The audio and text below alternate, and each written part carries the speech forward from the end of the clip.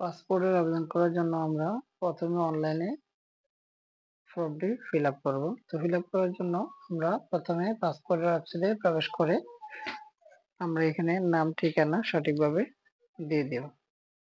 তো চলুন আমরা আমাদের নামটি সঠিকভাবে দিয়ে দিচ্ছি। যেহেতু আমি জন্ম নিবন্ধনের মাধ্যমে পাসপোর্টের আবেদনটি করবো আজকে, তাই জন্ম নিবন্ধন দিয়ে কিভাবে করতে হয় সে বিষয়টি আপনাদেরকে বুঝিয়ে দেব। তো আমরা নামটি সঠিকভাবে দেওয়া হয়ে গেলে আমরা প্রফেশন দিয়ে দিব। যেহেতু স্টুডেন্ট সেক্ষেত্রে আমরা স্টুডেন্ট দিয়ে দিলাম। রিলিজিয়ন ইসলাম আমরা সেটিও দিয়ে দিলাম। এখন আমাদের একটি ভ্যালিড মোবাইল নম্বর, সেই মোবাইল নম্বরটি দিয়ে দিব সঠিকভাবে। এখানে মোবাইল নম্বরটি সঠিকভাবে দেওয়া হয়ে গেলে আমরা নিচের দিকে চলে যাব। মোবাইল নম্বরটা দিয়ে আমরা নিচের দিকে চলে যাব। এখানে আমরা সিলেক্ট ডিস্ট্রিক্ট অফ বার্থ, আমাদের জন্মস্থান জেলা যেটি রয়েছে সেটি আমরা বসিয়ে দিলাম। এখন আমরা জন্ম তারিখটি দিয়ে দিব জন্ম নিবন্ধন অনুযায়ী। এখানে বাই বার্থ সিলেক্ট করে সিটিজেনশিপ সেভ এন্ড কন্টিনিউ দিয়ে দিব। এখানে আমরা পার্মানেন্ট অ্যাড্রেস দিব। পার্মানেন্ট অ্যাড্রেসের ক্ষেত্রে আমরা যেহেতু আমাদের দুটো ঠিকানা একই, বর্তমান এবং স্থায়ী, সেক্ষেত্রে আমরা একই ঠিকানা দিব।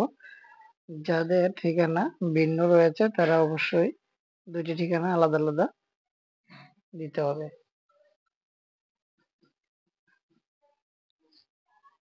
ঠিকানাটি সঠিকভাবে দেওয়া হয়ে গেলে আমরা এখানে present address in the same as permanent A click করে দিব। ক্লিক করে দেওয়ার পর আমরা সেভ এন্ড কন্টিনিউতে দিয়ে দিব।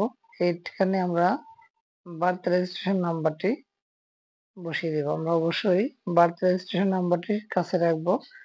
সেখান থেকে দেখে বার্থ রেজিস্ট্রেশন নাম্বারটি এখানে বসিয়ে দিব। সম্পূর্ণভাবে বসানো হয়ে গেলে আমরা যেহেতু আমাদের নতুন বই এর পূর্বে আমাদের বই ছিল না, সেক্ষেত্রে আমরা নো সিলেক্ট করে দিব। No, I don't then any previous passport দেওয়ার পরে এখন আমাদের পাসপোর্টে এখানে মূল বিষয়, আমাদের পাসপোর্টে নতুন একটি আপডেট আসছে।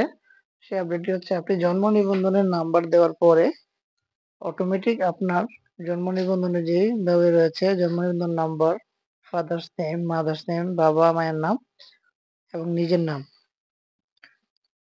অটোমেটিকলি এখানে চলে আসবে, জন্ম তারিখ সহ, জন্মস্থান জেলা সহ।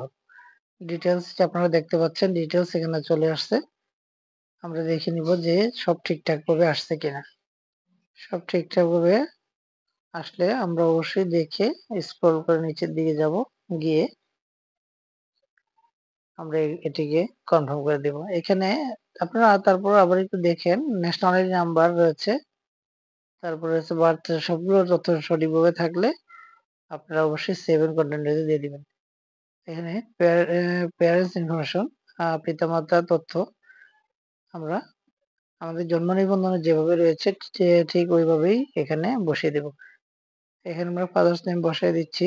জন্ম নিবন্ধনে আমার জন্ম নিবন্ধনে আমি যার আবেদনটি করতেছি তার জন্ম নিবন্ধনে যেভাবে রয়েছে ঠিক ওইভাবে।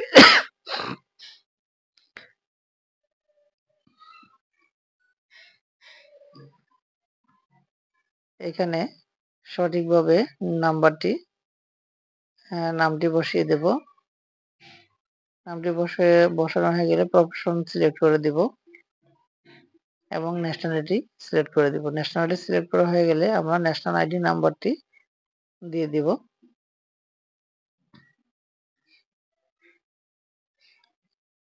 ন্যাশনাল আইডি নাম্বার দেওয়া হয়ে গেলে আমরা মাদার্স ইনফরমেশন দিব। এখানে আমরা মায়ের নামটি দিব, জন্ম নিবন্ধনে যেভাবে রয়েছে ঠিক ওইভাবে দিতে হবে জন্ম নিবন্ধনে। এবং সিলেকশন পেশা, এখানে আমরা মায়ের পেশা দিয়ে দিব হাউস ওয়াইফ এবং ন্যাশনালিটি বাংলাদেশি। আমরা জাতীয় পরিচয়পত্র নম্বরটি এখানে বসিয়ে দেব এবং জাতীয় পরিচয়পত্র নম্বরটি সঠিকভাবে বসানো হয়ে গেলে আমরা স্ক্রল করে নিচের দিকে চলে যাব। নিচের দিকে গিয়ে আমরা সেভ এন্ড কন্টিনিউতে দিয়ে দিব। চলুন আমরা সেভ এন্ড কন্টিনিউতে দিয়ে দিলাম। এখানে স্পাউস ইনফরমেশন, এখানে যদি মেরিড হয়ে থাকে সেক্ষেত্রে স্পাউস ইনফরমেশন দিতে হবে। এখানে যেহেতু সিঙ্গেল দিয়ে দিলাম। এখানে হচ্ছে ইমার্জেন্সি কন্টাক্ট, এখানে ফাদার, মাদার, আঙ্কেল, ব্রাদার যে কোনো কেউ হইতে পারে। আমি যেহেতু এখানে মায়ের অ্যাড্রেস দিব সেক্ষেত্রে মাদার্স দিয়ে দিলাম এবং ঠিকানাটি দিয়ে দিচ্ছি। এখন ঠিকানাটি এখানে কনফার্ম হয়ে গেলে, হ্যাঁ সম্পূর্ণ ঠিকানাটি আমাদের দেওয়া হয়ে গেলে এখানে আমরা মোবাইল নম্বর দিয়ে দিব। এই মোবাইল নম্বরটিতে ওটিপি চলে আসবে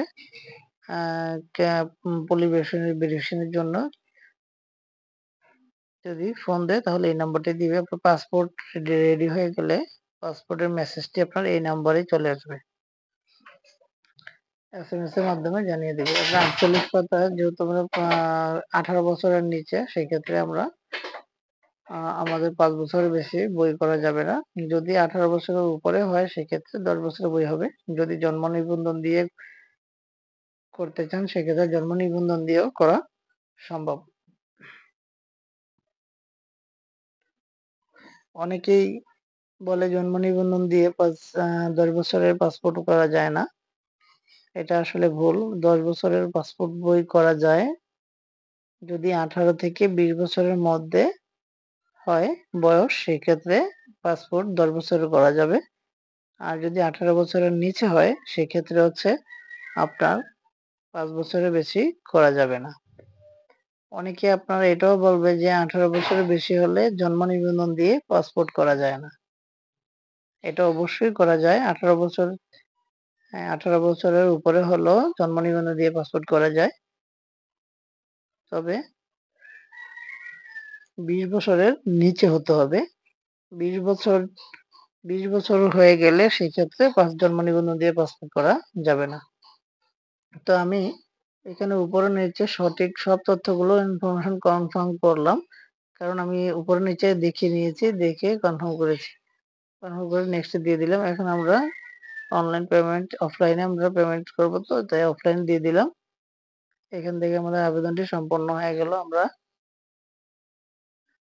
প্রিন্ট সামারিটি প্রিন্ট করে নিব এবং আমাদের যেই আবেদন ফর্মটি প্রিন্ট করে নিব। প্রথমে আমরা ডাউনলোড করে নিচ্ছি।